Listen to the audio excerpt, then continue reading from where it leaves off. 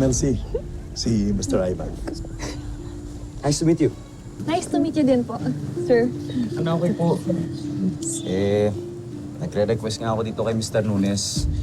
Pwede kitang panoorin sa isang mong klase one of these days. Wala lang, gusto ko lang makita kung paano ba magturo ang isang recipient ng Bayani Guru Award. Ma'am Elsie, willing siya mag-donate ng building para sa school natin. And computers. At pa-computer pa. Yaman niyo naman, sir. Hindi ako. Yung boss ko. Ito talaga kami. Gusto namin yung tutulong sa mga bata. Naku, maraming salamat po, sir. Pupo ka na naman, huwag kang magpo.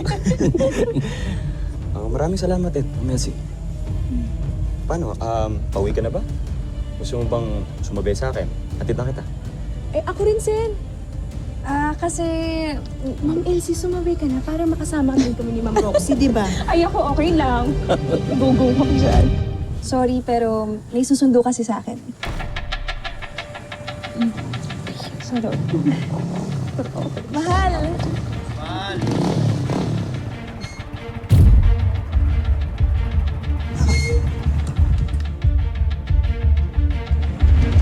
Magandang hapon, no?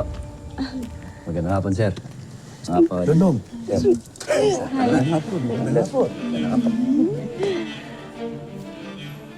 Saan ka sasakay?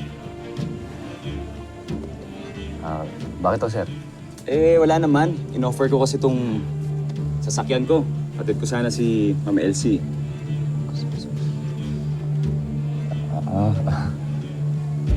Ganun mo ba? Oo.